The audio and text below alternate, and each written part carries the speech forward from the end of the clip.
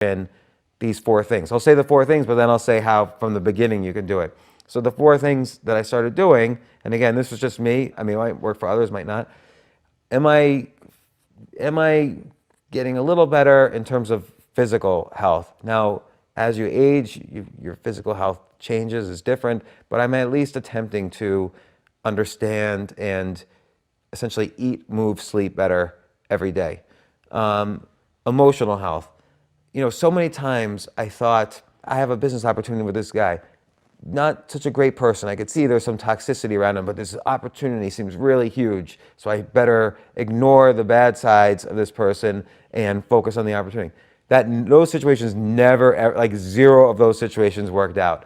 And so every day do I think, am I eliminating toxic people from my life and focusing on positive people who I love and want to support, and they love and want to support me? And then every day you could tweak that like a bonsai tree. There's always people moving in and out of your life, and you could always tweak it. And so that's emotional health.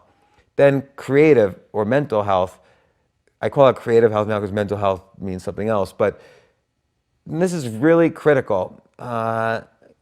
People have ideas all the time, or they want to escape the traps that they've set for themselves all the time, and they don't know how. And it's difficult because your mind, every moment in your life has only added up to where you are right now. So if you don't feel like you're a success, everything you've done before has added up to right here. So you've got to do something a little different, but you don't know what to do different because you've never done it before. So this started happening for me in 2002. Bought 100 waiters pads because they're 10 cents a pad, and I would write down 10 ideas a day. And then sometimes I would say, I'm going to write down 10 ideas for Tom Bilyeu today on how maybe impact theory, I think, could be even bigger than it is.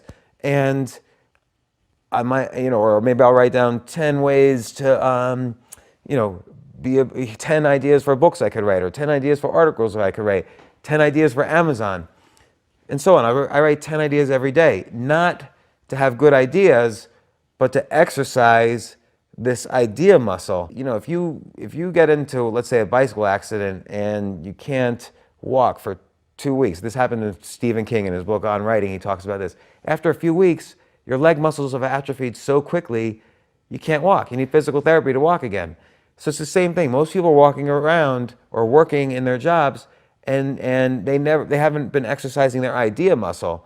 So if you exercise your idea muscle every day, within 6 months, it's literally you've rewired your brain. And I've seen it happen to me. Like suddenly you can come up with ideas for people all the time and for yourself. And suddenly you start to realize, okay, and you get used to having bad ideas, but you'll never come up with a good idea if you'll never be able to like power lift 300 pounds if you haven't like built up, for me, 10 pounds and then 30 pounds, then 50 pounds, and then whatever. You have to build up.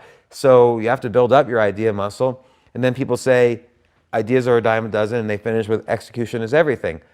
Execution ideas are just a subset of ideas. So if I come up with a good idea, the next day I'll write, here's 10 ways I can execute on this idea. Here's 10 more ways how I can execute on this idea the next day.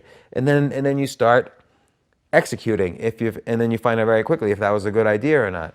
But I think that really is such an important thing, like to get a good, strong, creative idea muscle going. And as a result, sometimes I just send my ideas to people. So I sent my ideas to Amazon. I visited Amazon. They invited me to visit. Sent my ideas to LinkedIn. I visited LinkedIn. I started writing for different magazines because I sent 10 ideas of articles I could write for them. I bet you get this. Hey, Tom, I really love your podcast. Can I be your intern? I'll do whatever you need help in.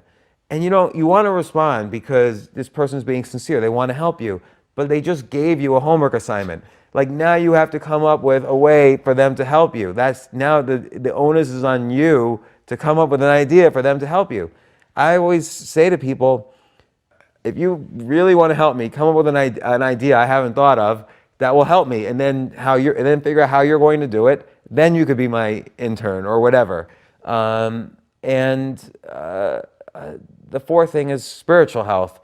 And really, spiritual health is not about praying to God or meditating or bowing down to Allah or what. All those things are fine. Really, all it means is acknowledging that. For me, it meant acknowledging that I'm pretty much an idiot about everything.